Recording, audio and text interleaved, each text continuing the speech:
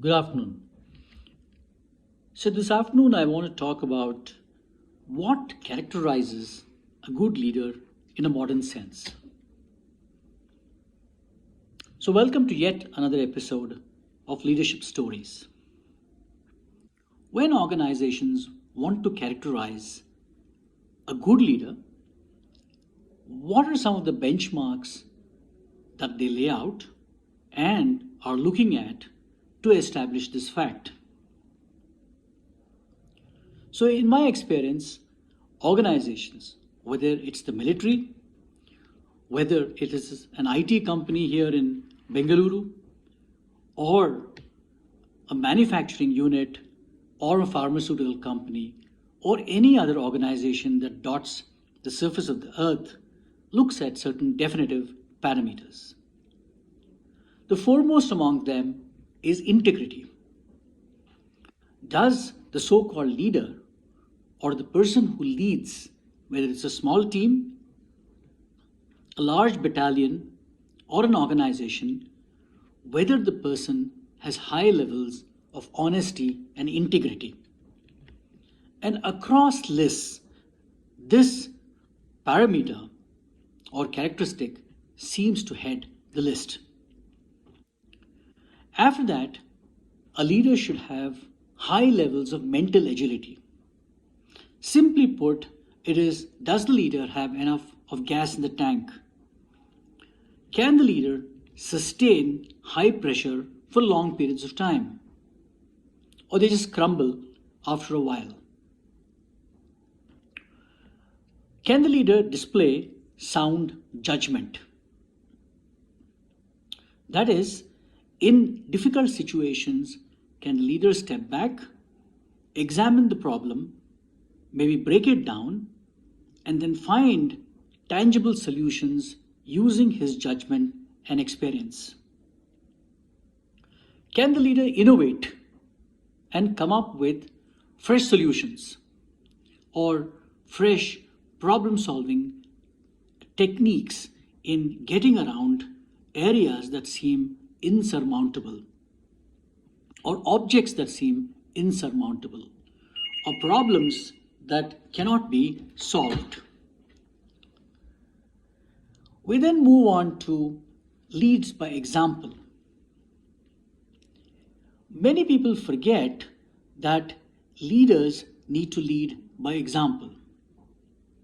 Leaders need to be hands on. Leadership is not just a supervisory role. And it's amusing, but I would like to share this story. A little while ago, when the Indian national cricket team's captain Shubman Gill apparently asked a mentor, what should he do to be a good captain? The advice given to him was score as many runs as possible. Shubman Gill is a batsman. He's expected to score runs. So he is expected to do his job well, score as many runs as possible. So a leader, in whatever role he or she plays, is expected to do his or her job to perfection first and lead by example. And like in the military, they famously say, the commander should be the first on the field and the last one to leave it. That is, he leads by example. So, and then we move on to developing others.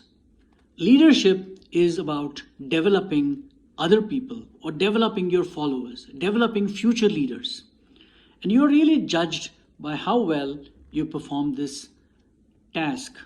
That is, can you create a leadership pipeline that follows you? Many organizations judge your efficacy on your ability to develop other people.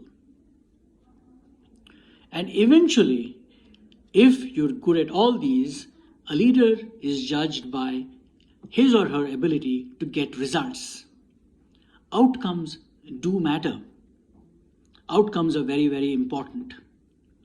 And leadership and its efficacy is determined by what kind of results you get and what kind of goals are achieved. Eventually, a leader's efficiency or efficacy is measured by his or her ability to get results, achieve goals, and place his team, his or her team, organization, or body at a pole position or getting past the line first. So today we have broken down good leadership into several parameters.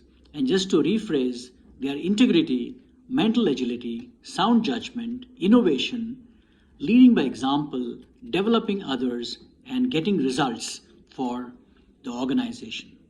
Thank you very much.